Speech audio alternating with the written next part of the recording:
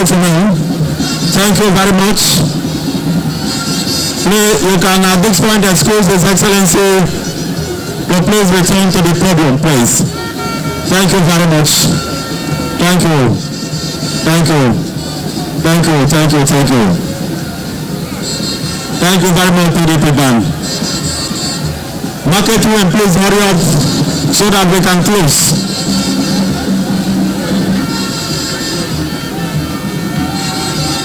Because eba kaida kofe nde market women ono gafesiana ozolano deka ene kele and senior congress forum for David Omahe Noge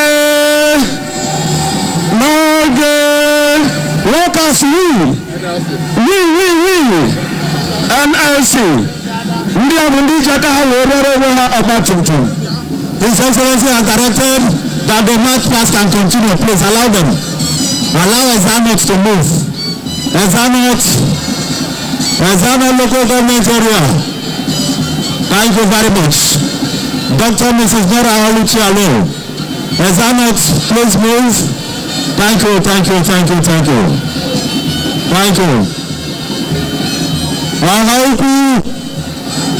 local government area. Thank you very much. Honorable Barrister Clement Oda, thank you. And lastly, Artisan Association of Nigeria. That's the last group. Artisan Association of Nigeria by State Chapter. Thank you very much.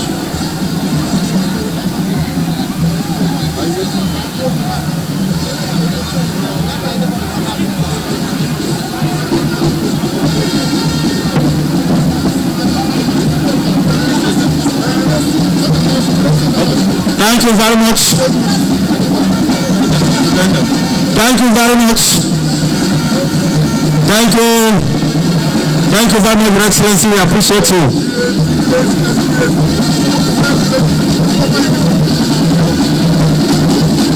Your Excellency, distinguished ladies and gentlemen, I have been directed to request all the executive assistants, senior technical assistants, and technical assistants designates who are properly dressed to please file out in front of the podium for the inauguration, please. Only those who are properly dressed with PDP uniform are expected to please stand out. Thank you very much, Your Excellency. We appreciate you. Your Excellency. It is not easy for a man to stand for over 3 hours now. That is why it is good to have a youthful government. We appreciate Your Excellency. Thank you very much. All the EAs, STAs, and TAs designates, strictly those who are properly dressed, are expected to please file out for onwards inauguration by His Excellency the Governor. Next is the inauguration of the newly appointed executive assistants, senior technical assistants, and technical assistant to the Governor.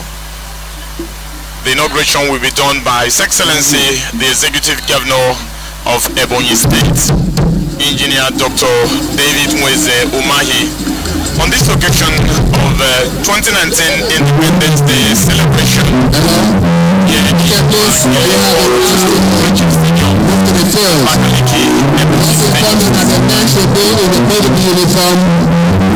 while the women should be in the ratchet uniform. That's the announcement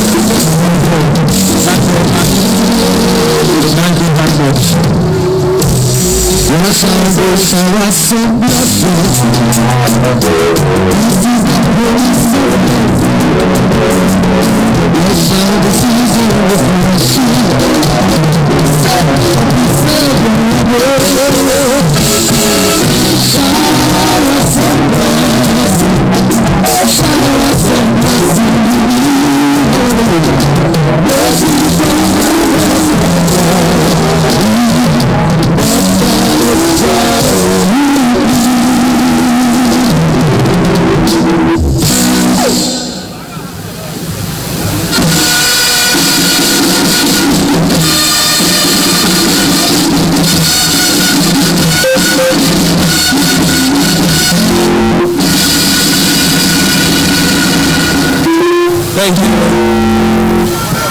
Thank you. And thank you again.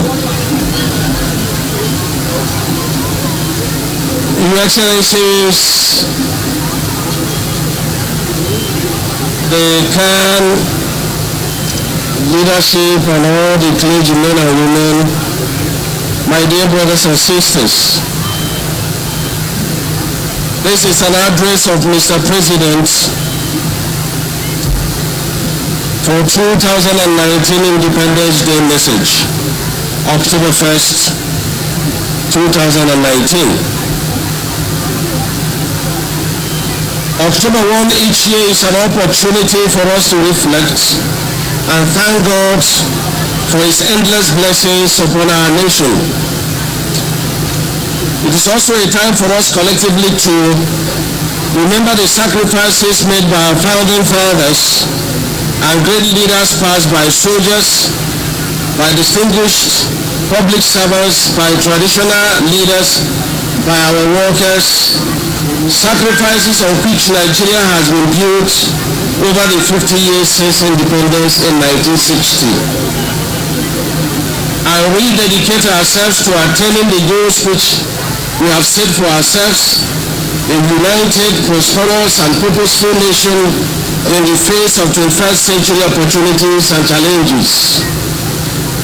In the past 4 years, the majority of Nigerians have committed to change for the better.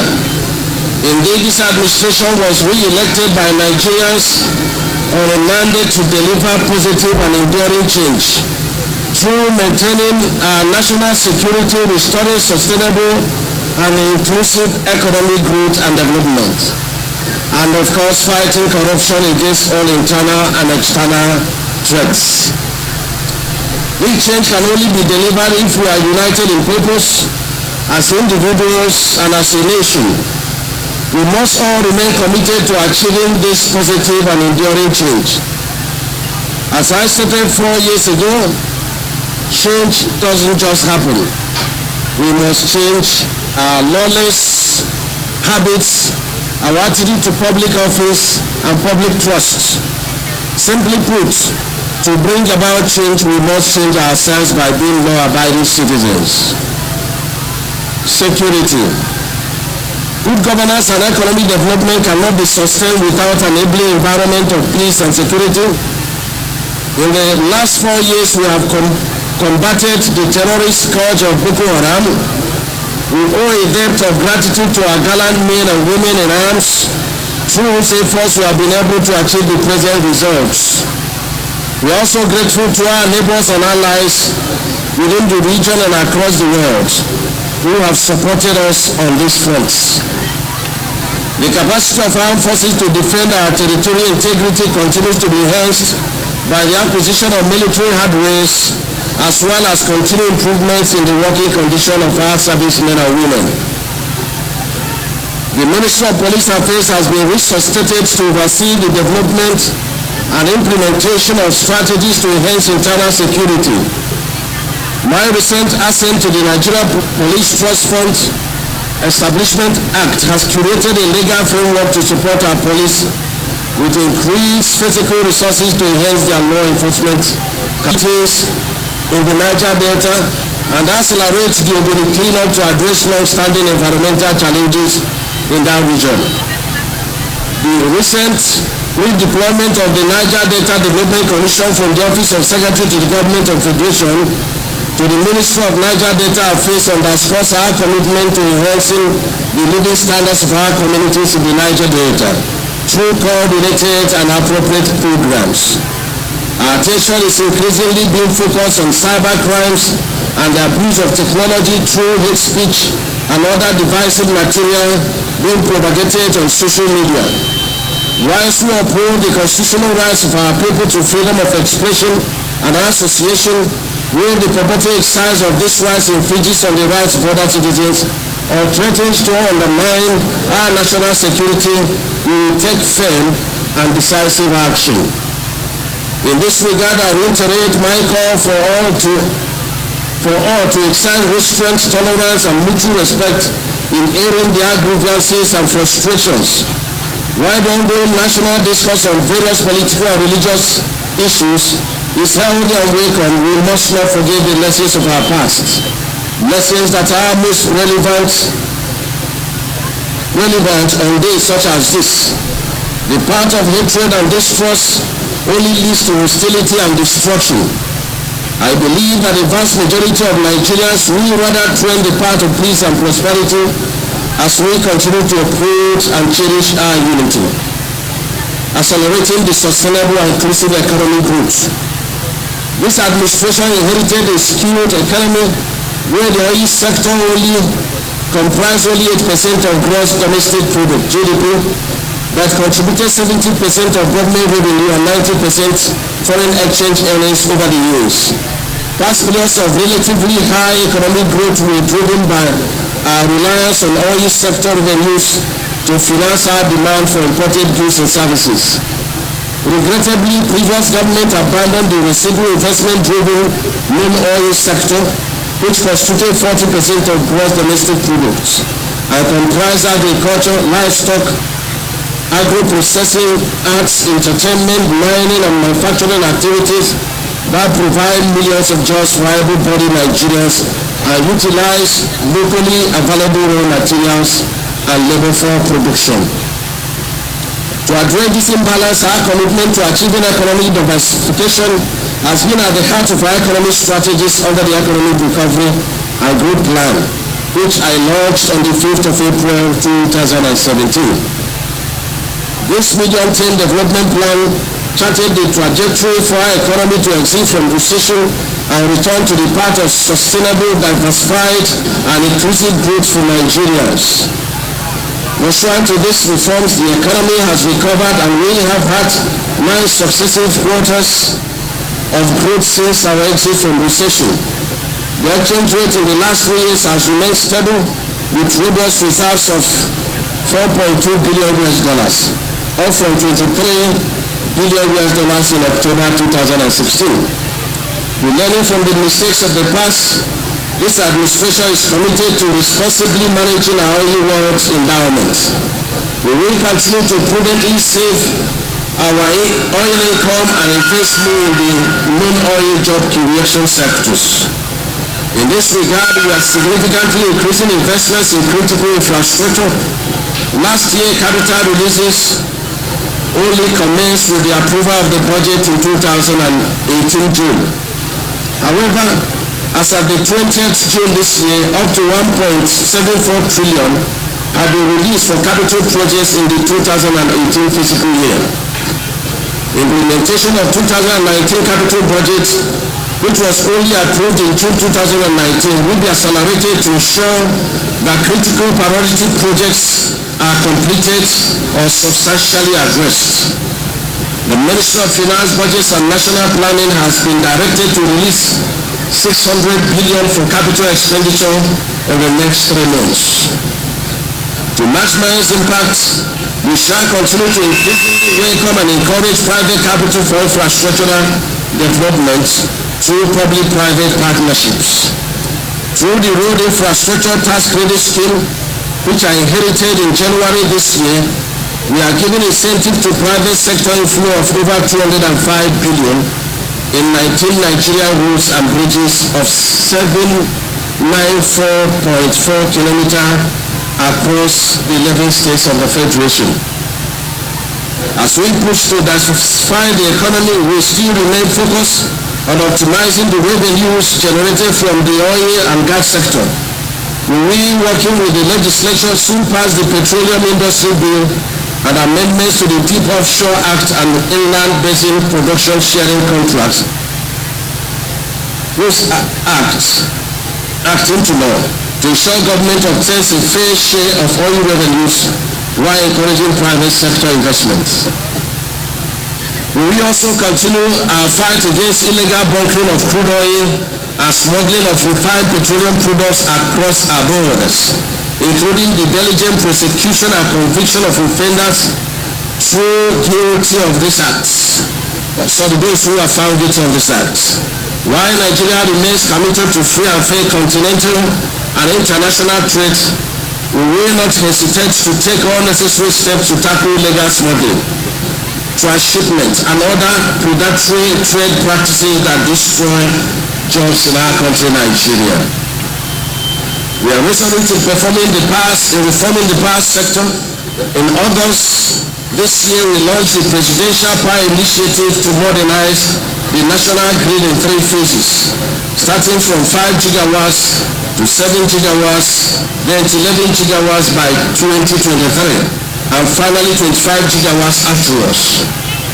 This program, in partnership with the German government and Siemens, will provide end-to-end electrification solution that will resolve our transmission and distribution challenges. The program will also look to localize the development and assembly of smart meters as well as the operations and maintenance capabilities of transmission and distribution infrastructure. I am pleased with improved interagency collaboration between the Ministry of Power and the regulators in the banking and power sectors to ensure that electricity sales, billings, and collections are automated and become cashless. These initiatives are important to ensure that the technical and collection losses in the sector are substantially reduced. I remain confident that Nigerians will have affordable and uninterrupted electricity supply in the not too distant future. Our efforts to improve the power sector will complement other infrastructure investment projects under the Presidential Infrastructure Development Fund, which is investing in the Mambila Power Plant projects as well as key economic road infrastructure such as the Lagos-Ibadan Expressway, Second Niger Bridge, and Abuja-Kano Expressway. The first set of this project remain on track to be completed by 2022. Our journey to food security and self-sufficiency is well underway. We have made remarkable progress in almost all the segments of agricultural value chain, from fertilizer to rice to animal feed production. We shall sustain these policies to ensure additional investments are channeled, thereby creating more jobs in the sector. We must not go back to the days of importing food and thereby exporting jobs. Our commitment to achieving macroeconomic stability and economic diversification has been underscored by the merger of the Ministry of Finance with the Ministry of Budget and National Planning. This combined ministry has the important mandate to enhance the management of domestic and global fiscal risk, coordinate policies with the trade and monetary authorities, raise and deploy revenues to fund budgeted expenditure, and integrate annual budgets and medium-term fiscal strategies. With this, our revenue-generating and reporting agencies will come under much greater scrutiny going forward as the new performance management framework will reward exceptionally revenue performance, while severe consequences will attain failures to achieve agreed revenue targets. I recently consulted an economic advisory council to advise me on inclusive and sustainable macroeconomic, fiscal, and monetary policies. This important body will work with relevant cabinet members and the heads of key monetary, fiscal, and trade agencies to ensure we remain on track as we strive for collective prosperity. However, we are also committed to ensure that the inconvenience associated with any painful policy adjustments is moderated such that the poor and the vulnerable who are most at risk do not bear the brunt. Our ongoing 500 billion special intervention program continues to target these vulnerable groups through the home